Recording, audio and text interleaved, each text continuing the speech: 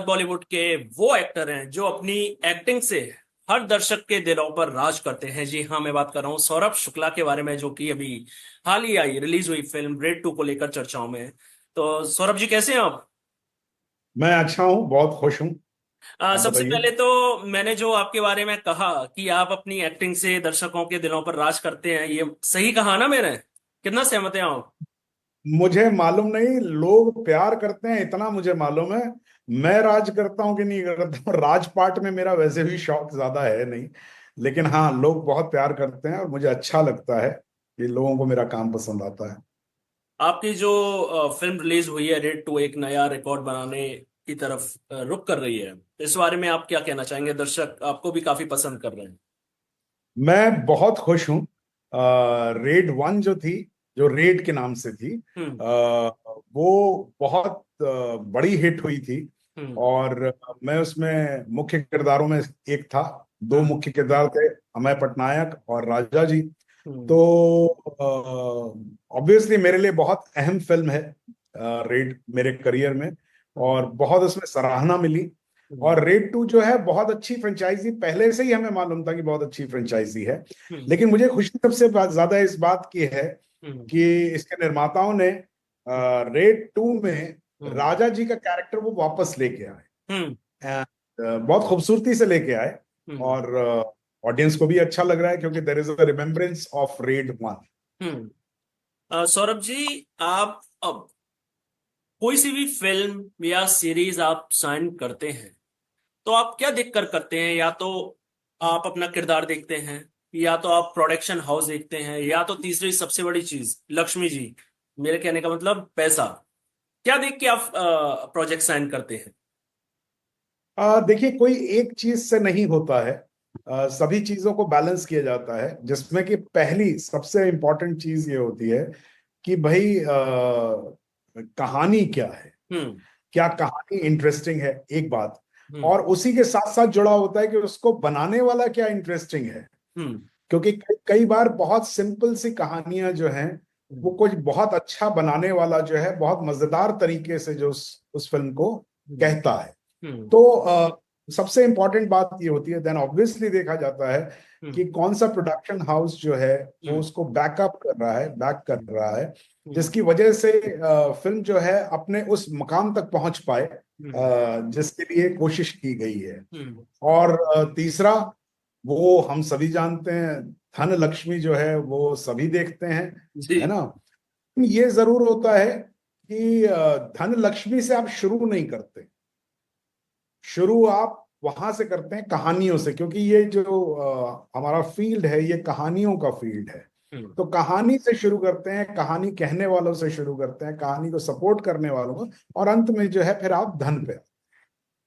सौरभ जी, आपने अपने करियर में काफी हिट फिल्मों में काम किया है।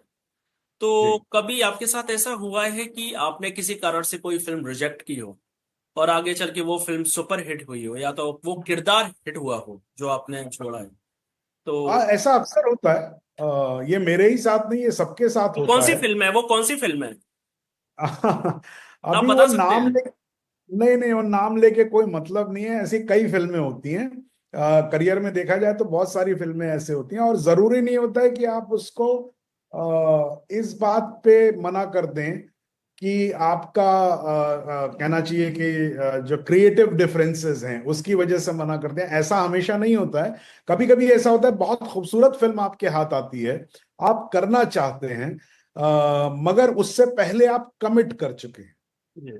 तो जैसे मैं आपको एक सीरीज का बताता हूँ। बहुत सारी ऐसी फिल्में भी हैं, सीरीज भी हैं। एक वेब सीरीज मेरे पास आई थी, अ, जो टब्बर। तो टब्बर सोनी लिव पे बाद में आई थी।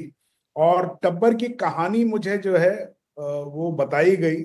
और उसमें मुख्य किरदार मैं करना चाहता था, जो मेरे बहुत अच्छे दोस्त पवन मल्होत्रा ने किया बाद में। मैं वो जरूर करना चाहता था, वो सीरीज। मेरा बड़ा मन था, बहुत अच्छी लिखी हुई सीरीज थी हम्म। और बनी भी बहुत अच्छी।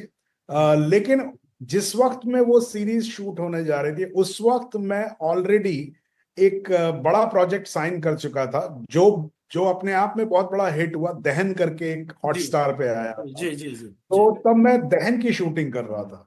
तो आप फिजिकली दो शूटिंग तो एक साथ नहीं कर सकते, तो कभी कभी ऐसा होता है कि कई कारणों से आप कोई प्रोजेक्ट नहीं कर पाते हैं।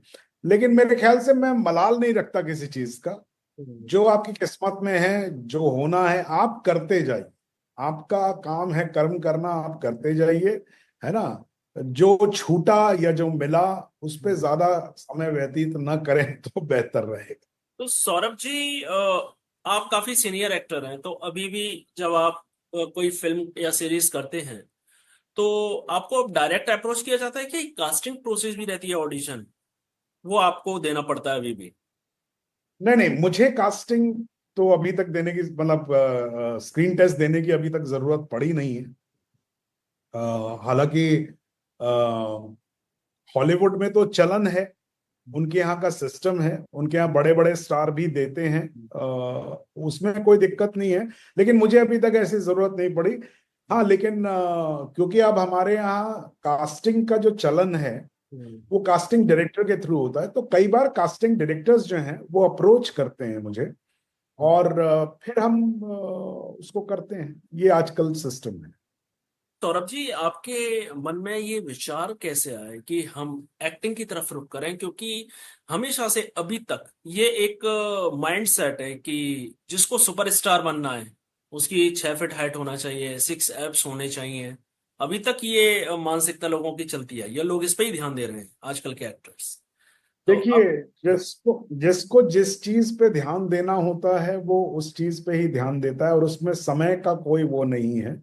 आ, आ, भाई, मोतीलाल जो थे वो बहुत जाने माने कलाकार थे। बलराज साहनी बहुत जाने वाले कलाकार थे। तो इनका ध्यान तो जो है साहित्य और एक्टिंग की तरफ था। हम्म तो ऐसा नहीं है, मतलब हम कोई नया वो नहीं आया, या ये सोचना कि आप कैसे दिखते हैं उस पे अगर आप एक्टर बनना डिसाइड करते हैं और डिसाइड नहीं करते हैं तो ये थोड़ा गड़बड़ है। हम्म क्योंकि क्या है, आप कैसे दिखते हैं वो photograph, a single photograph might do justice to it. और हम्म उसमें भी बहुत सारी बातें होती हैं कि हम्म भाई देखिए, एक्चुअली पहली बात तो आप ये जान लीजिए कि आप किस विचारधारा से आते हैं। क्या आप ये मानते हैं कि दुनिया में लोग खूबसूरत और बदसूरत होते हैं? हम्म मैं जिस विचारधारा से आता हूं, सिर्फ खूबसूरत ही होते हैं। हम्म क्योंकि क्या है, आप जैसे भी हैं, हम्म आपका जो भी आपको नेचर ने नैन नक्श दिया है, हम्म आप